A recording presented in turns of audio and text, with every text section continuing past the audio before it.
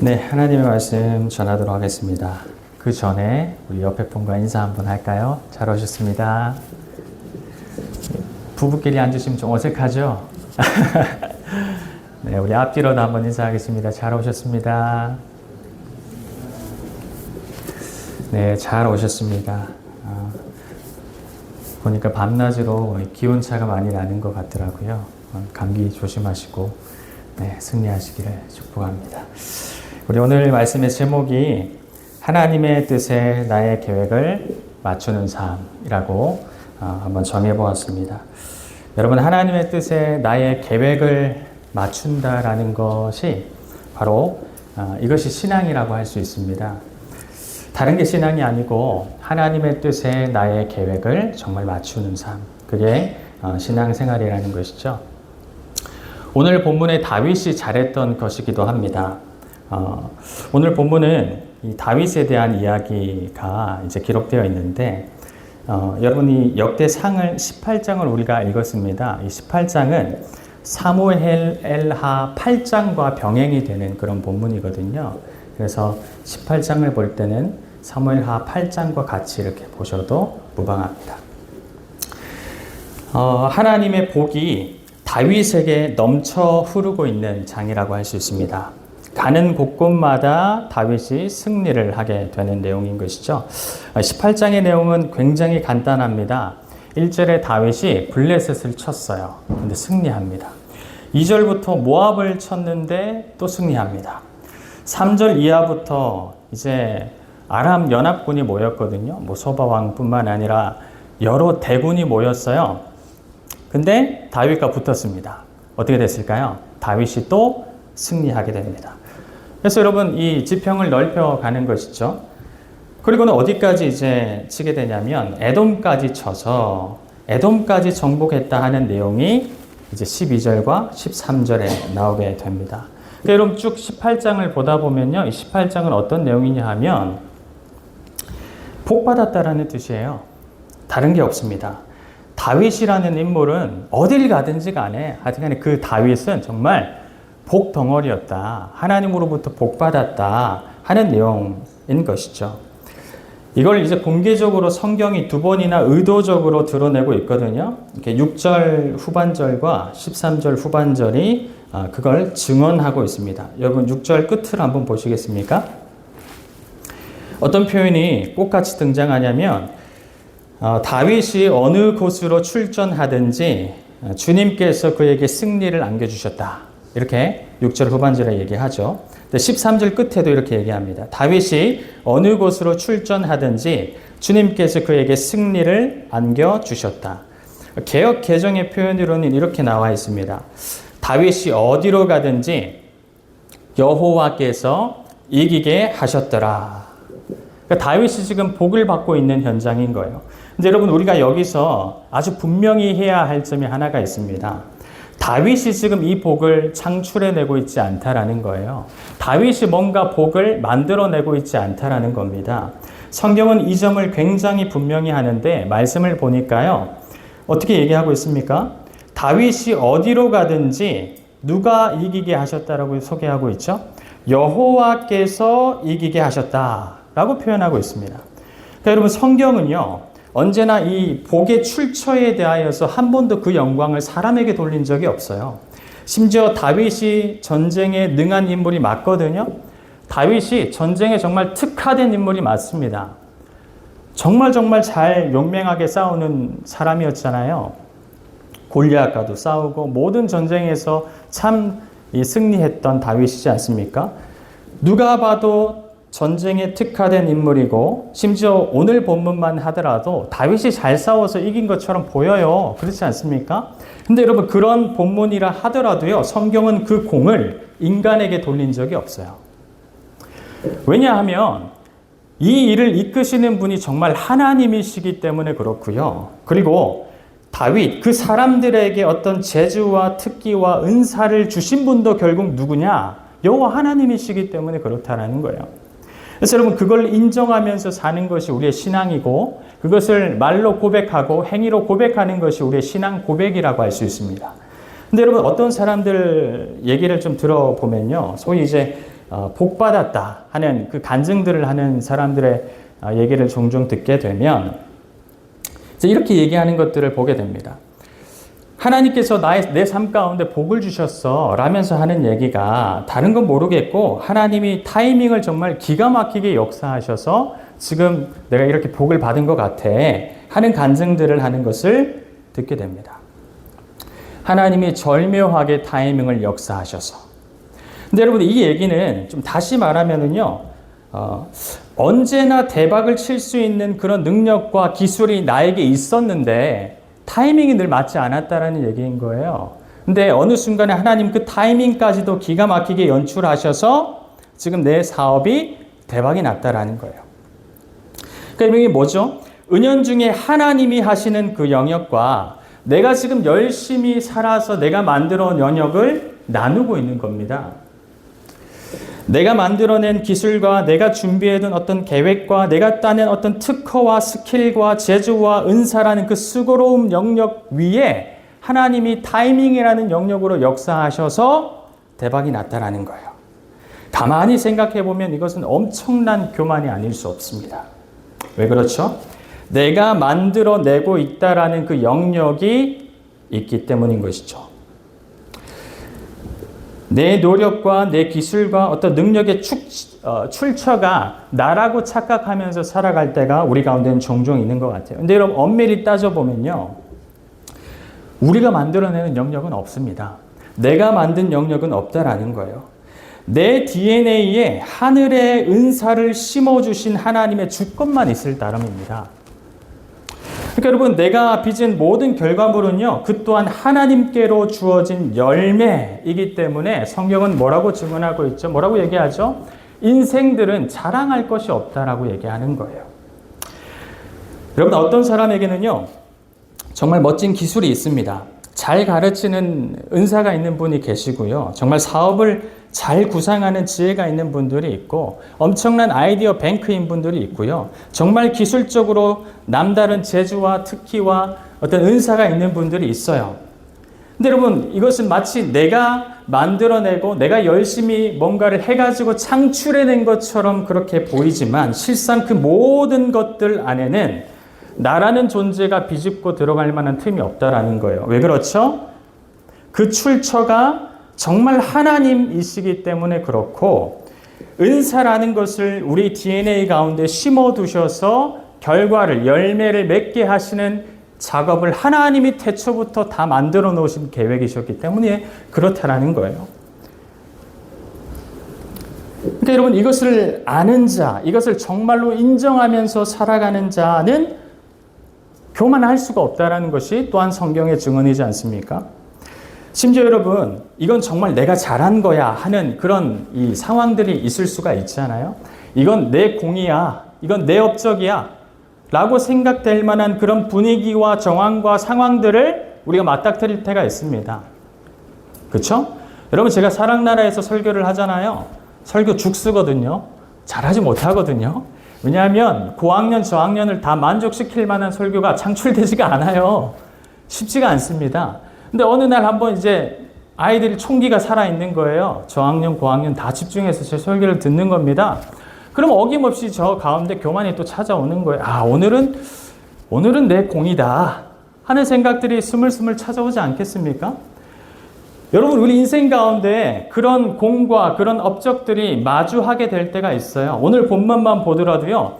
다윗의 공처럼 보이지 않습니까? 다윗이 정말 잘 싸웠거든요. 다윗이 정말 다 전쟁에 가면서 자신의 능력과 자신의 기술과 어떤 계략과 전략을 다 동원해서 정말 잘 싸웠습니다. 다윗의 공처럼 보이는 그런 본문이라 하더라도요. 신앙인이라는 존재는 뭘 주장하고 뭘 인정하는 것이죠? 하나님이 정말 다 하셨다라는 것을 고백하는 자인 거예요.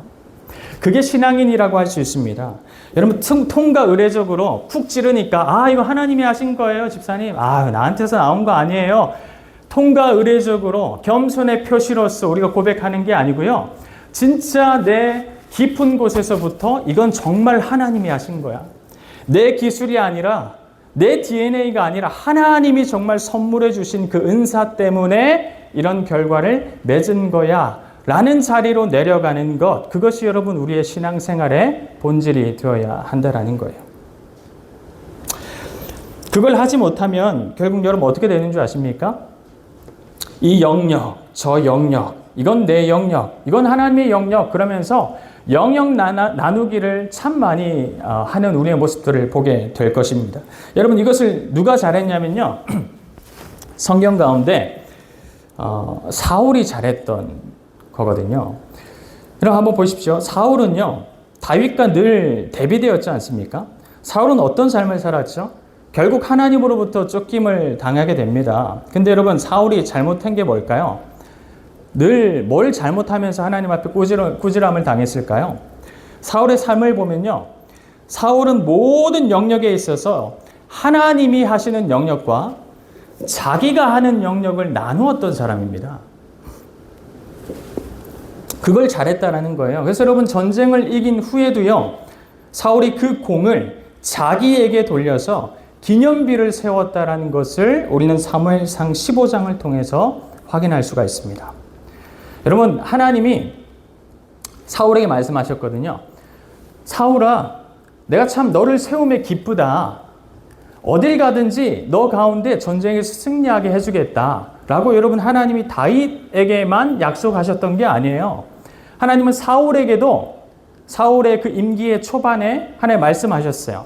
어디 가든지 전쟁을 승리하게 해줄게. 그런데 아멜렉과 이제 곧 전쟁을 할 터인데 한 가지 조건이 있어. 그게 뭐냐면 이번에 전쟁 분명히 승리할 거다. 그런데 전리품을 가져오지 말아라. 라고 하나님 말씀하셨단 말입니다. 하나님의 조건이 그것만 달았어요. 전쟁에서 승리하게 해줄게. 전리품. 어떤 우리의 본능을 욕심을 자극할 만한 남은 그 전리품을 절대로 가져오지 마. 다 태워버려. 진멸해버려. 말씀하셨다라는 거예요. 근데 여러분 사울이 어떻게 행동하죠? 좋은 소와 양은 남기고 나쁜 것만 여호와의 약속대로 진멸합니다. 사무엘하상 15장 9절에서 12절인데요. 우리 같이 한번 읽어보겠습니다. 앞에 PPT가 있습니다. 같이 읽겠습니다. 시작. 백성이 아각과 그의 양과 소의 가장 좋은 것 또는 기름진 것과 어린 양과 모든 좋은 것을 남기고 진멸하기를 즐겨 아니하고 가치 없고 하찮은 것은 진멸하니라. 사무엘이 사울을 만나려고 아침에 일찍이 일어났더니 어떤 사람이 사무엘에게 말하여 이르되 사울이 갈멜에 이르러 자기를 위하여 기념비를 세우고 발길을 돌려 길갈로 내려갔다. 이런 말씀이 뭐라고 얘기하고 있습니까? 자기를 위하여 기념비를 세우고 라고 얘기하고 있어요. 기념비를 자기를 위해서 세운 겁니다. 전리품도 마찬가지거든요. 전리품이라는 이 영역에서만큼은 하나님의 뜻이 아니라 자기의 뜻대로 지금 하고 있는 중인 거예요. 전리품을 왜 다 진멸해야 되지? 내가 열심히 전쟁에서 이긴 싸움인데 좋은 소와 양은 좀 남길 수 있는 거 아니야?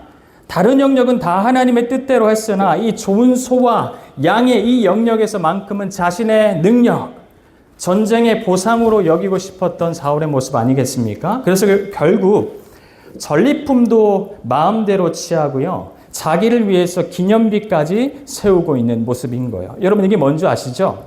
내가 한 공이라고, 이건 내 영역이라고 주장하고 있는 부분인 거예요. 여러분 사울도 그러니까 이렇게 영역 나누기를 참 잘했던 사람이라는 겁니다. 그래서 하나님으로부터 쫓겨나게 되는 거예요. 여러분 우리도 이걸 정말 조심해야 되거든요. 왜 그렇죠? 우리도 그렇습니다. 우리도 나누고 쪼개고 가르고 이건 내 거, 이건 하나님의 영역, 이건 교회의 영역, 이건 너의 영역 나누기를 참 좋아하는 본성을 가진 존재가 우리들이기 때문에 그렇다라는 거예요. 사랑하는 성도 여러분, 기억하십시오. 세상에 내 영역이라는 것은 결단코 없습니다. 하나님의 주권이 미쳐지는 영역만 있을 따름입니다. 내가 가진 모든 것, 그것이 심지어 가시적인 눈에 보이는 집이라든지 교회라든지 물질이라든지 기술이라든지 나만의 재주요 어떤 은사라든지 나만의 가지고 있는 어떤 독특한 기술이라 하더라도 성경은 뭐라고 주장합니까? 그 모든 삶의 그 모든 것들의 주인은 오직 예수 그리스도이시다 라고 말하고 있는 것이죠. 그래서 여러분 PPT를 보시면 아브라함 카이퍼라는 신학자는요 이렇게 얘기했습니다. 예수 그리스도께서 내 것이라 외치지 않은 영역은 한 치의 땅도 없다. 무슨 말이죠? 삶의 모든 영역의 주인이 예수 그리스도라는 거예요. 프란시스 셰퍼도 이렇게 얘기했습니다. 진리는 전인격적이며 모든 삶의 영역에서 적용되어야 한다.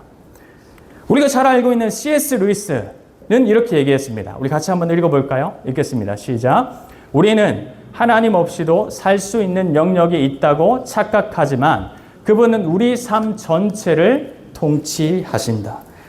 여러분 성도는 이것을 정말 받아들이면서 살아가는 존재들이라는 것이죠. 오늘 본문에 다윗이 잘했던 게 바로 이것입니다. 그는 영역을 나누지 않습니다.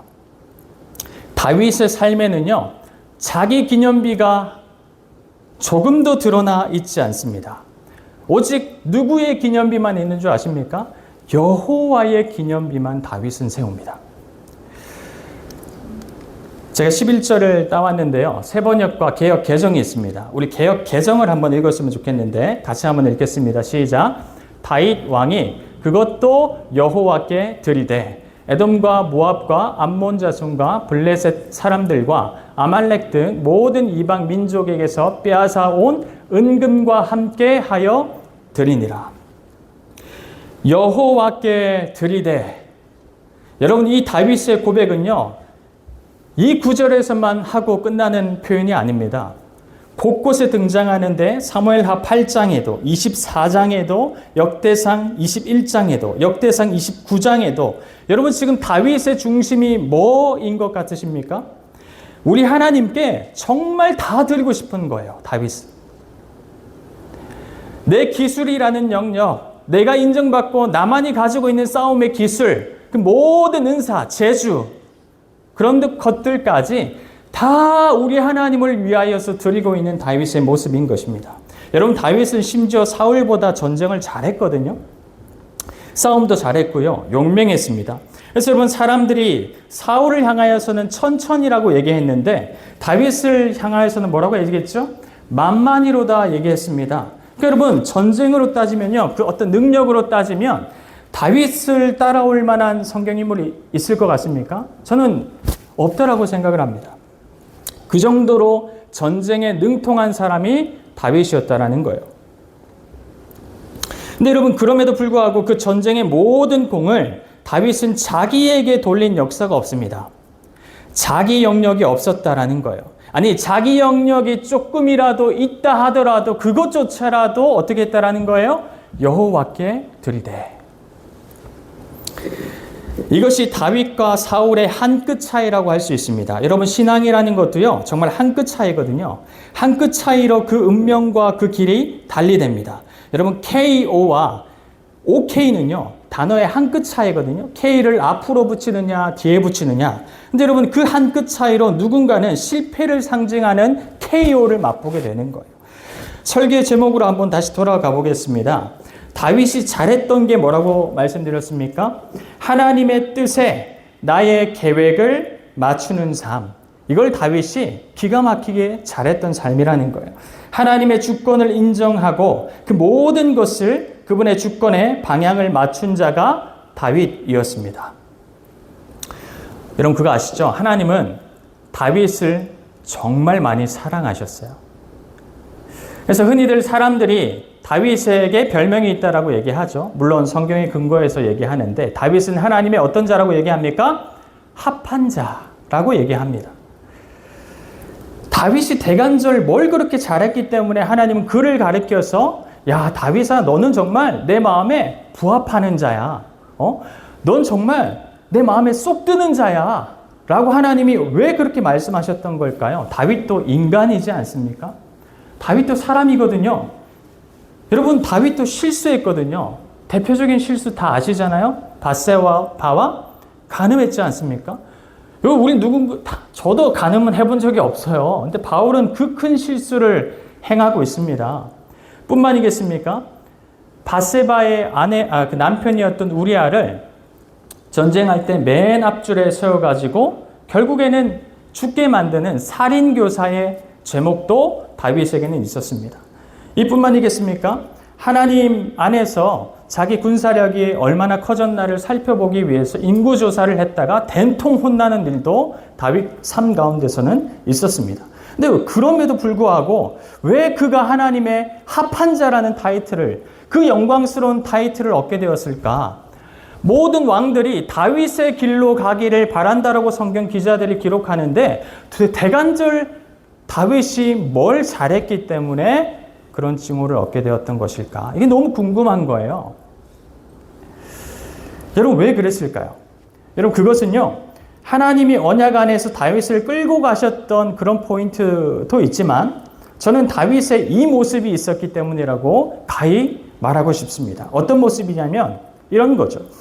실수와 죄가 없어서가 아니라 다윗은 회개의 방향성을 잘 알았기 때문일 것입니다. 여러분, 다윗은요, 그 죄를 숨기거나 합리화하지 않습니다. 나단이 나타나서 다윗을 책망했거든요. 근데 그랬더니 다윗이 어떤 반응을 합니까? 그 즉시로 고백합니다. 내가 여호와께 죄를 범하였노라. 즉시로 하나님께 방향을 돌려서 하나님을 바라보게 되는 모습인 거예요. 여러분, 우리 하나님은 사람을 볼 때요, 정말 딱 하나 보시는 것 같아요.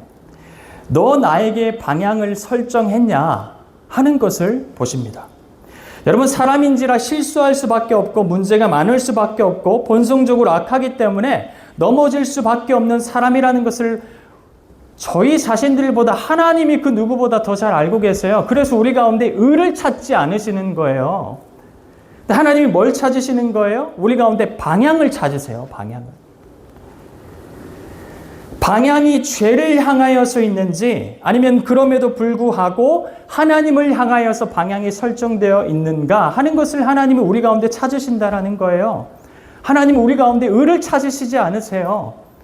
그리스도를 바라보는 방향이 설정되어 있느냐, 그걸 찾으신다라는 거예요. 완벽주의적인 신앙생활을 하려는 어떤 시도와 행위가 내려놓아져야 됩니다. 어떤 청년이 저에게 와서 하는 얘기가 있었습니다. 청년 사역을 할 때 그때는 강조사였기 때문에 강사님, 신앙생활 정말 잘해보고 싶은데 이게 너무 쉽게 잘 안 된다는 거예요. 수련회 갔다 와서 정말 뭐든지 정말 다 그 말씀을 이루어갈 것 같았는데 2주 지나서 모든 은혜를 그냥 다 바꿔치기 해버리고 죄인으로 서 있는 자기를 발견하게 된다라는 겁니다. 정말 한 구절 말씀이라도 그 말씀을 온전하게 한번 지켜보고 싶은데, 완벽하게 한번 지켜보고 싶은데 그게 잘 안 된다라는 거예요. 근데 여러분, 그때 우리가 해줄 수 있는 말이 바로 그것입니다. 죽었다 깨어나도요, 인간은 하나의 말씀이라 하더라도 완벽하게 지켜낼 수가 없는 존재라는 거예요. 우리의 본성이 그렇다라는 겁니다. 그러니까 여러분, 결국 우리가 할 수 있는 건 뭐냐면 이것입니다. 오늘 실패했다 하더라도 다시 방향을 하나님께로 맞추고자 하는 그 방향 설정의 연습이 우리의 과업이라는 거예요. 이게 이 세상에 살면서 우리가 해야 할 어쩌면 전부라고 얘기할 수도 있습니다. 그래서 여러분, 잠언 3장 6절은요, 아주 중요한 말씀을 하는데 이런 표현을 씁니다. 너는 범사에 그를 인정하라. 무슨 말이죠? 그에게 매 순간에, 범사에 매 순간 가운데 하나님을 인정하라. 하나님께 방향을 향해라는 거예요. 그러면 어떻게 하시겠다라는 겁니까? 그리하면 그가 내 길을 지도하시리라. 하나님이 요구하시는 것은 우리의 방향 처리입니다. 우리의 시선입니다. 방향은 엉뚱한 데 가 있으면서 행위로는 하나님을 섬기는 것처럼 하면서 사는 자들을 하나님은 그들을 가리켜 가증스러운 자다라고 말씀하셨지 않습니까? 하나님은 우리에게 말씀을 완벽하게 지킬 것을 요구하신 적이 단 한 번도 없습니다.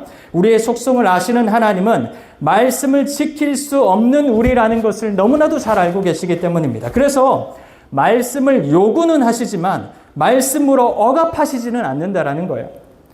그래서 우리에게 소망이 있다는 건 뭐죠? 매일의 삶 속에서 나의 계획을 그분께 맞추고자 방향만 제대로 설정만 하게 된다 그러면 범사의 그를 인정하기만 한다면 그가 우리를 지도하시겠다 하는 이 말씀이 정말 우리 가운데 참 소망이 된다라는 겁니다. 시선을 그분께 고정하면 그분이 그 일들을 행하시겠다라는 거예요. 그리고 진짜 그가 우리를 지도하시는지 상황 속에서, 정황 속에서 성도는 보게, 확인하게 된다는 겁니다.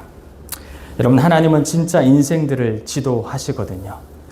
제가 이제 뉴질랜드로 넘어올 때요, 비자가 나오면 안 되는 상황이었어요. 왜냐하면 저는 4년 동안의 종교 비자를 다 소진하고 한국으로 돌아갔기 때문에 남은 비자 개월 수가 4개월, 5개월밖에 되지 않았습니다. 그래서 한국에서 이제 교회와는 다 얘기가 됐고, 이제 제가 한국의 목사님한테 기도 제목을 부탁드린 것도 그거였습니다. 목사님, 비자가 안 나올 수도 있을 것 같아요. 그러면 어쩔 수 없을 것 같습니다. 근데 제가 이제 정말 하나님께 의지하고 그분만 바라보고 하나님의 뜻이면 길을 열어달라 기도하겠습니다. 목사님들 기도해 주십시오. 부탁드렸습니다. 정말 한 3, 4개월 동안 정말 하나님만 부여잡는 시간이었던 것 같아요. 제가 할 수 있는 영역이 없잖아요. 비자는 뭐 제가 주장하는 것도 아니고 제가 주관하는 것도 아니기 때문에 정말 이민관의 마음을 하나님이 주셔야지 많이 해결될 수 있는 거잖아요. 그래서 하나님께 의지하면서 하나님, 뭐 이건 제 능력 바뀌니까 정말 주님께서 일해 주셔야 됩니다. 기도를 한 4개월 정도 했던 것 같습니다. 그때 비자가 딱똑하니 그냥 덜렁 날라왔는데 2년 비자가 주어진 거예요. 그래서 변호사가 그것을 이제 해결해 주었던 변호사가 평생 동안 처음 본 일이라는 거예요. 어떻게 이런 일이 있을 수 있냐라는 거예요. 아무래도 이민관이 눈이 가려져서 비자를 그렇게 처리해 준 것 같아. 너무나도 기가 막힌 일이다. 이렇게 얘기를 하는 거예요. 여러분, 그가 우리의 삶을 지도합니다. 여호와 하나님께서 자기 백성의 성도의 삶을 이끌어 가십니다. 우리가 방향만 그분께 설정하기만 하면 그분이 일하시는, 구원하시는 그 은혜들을 성도는 목도하고 바라보게 된다라는 거예요. 그게 성경이 증언하고 성도들 가운데 참 소망이라고 알려주고 계시는 포인트가 된다라는 거예요. 여러분, 그 소망을 알지 못한 채, 그 소망을 발견하지 못한 채 살아가고 있노라면 이 깊은 하나님의 인도하심을 정말 받아보시기를 주님의 이름으로 축복합니다. 말씀을 정리하겠습니다. 다윗이 어디로 가든지 다윗이 잘했던 것은 방향 설정이었습니다. 그의 중심에 있는 단어는 여호와께 드리되라는 단어였어요. 그랬더니 정말 여호와가 이기게 하셨더라 하는 게 오늘 본문의 내용입니다. 여러분, 이 본문의 내용이 여러분의 삶에도 넉넉하게 적용되시기를 진심으로 축복합니다. 오늘 이 밤에 하나님은 우리에게 기회를 허락해 주셨습니다. 지금 말씀이 들려지고 있는 것 자체가 우리에게 새롭게 부여된 기회라고 할 수 있습니다. 방향을 다시 하나님께 맞추라는 기회 말입니다. 그리고 그분의 지도하심을 받으라 하는 기회 말입니다. 여러분, 그것이 그 인생이 가장 복된 인생입니다. 마음의 나침반이 현재 죄로 설정되어 있노라면 이 밤에 새로이 나침반의 방향이 하나님께로 온전하게 정해지게 되기를 여러분 함께 기도했으면 좋겠습니다. 내가 가진 기술과 나만의 능력, 나만의 영역으로 내 삶이 지탱되고 있다라고 생각하는 교만과 허세를 깨부수고 모든 것의 출처가 되시는 하나님을 의지하여서 그분 앞에 온전한 시선 처리로 나아갈 수 있는 우리 자신들 다 되시기를 주님의 이름으로 축복합니다.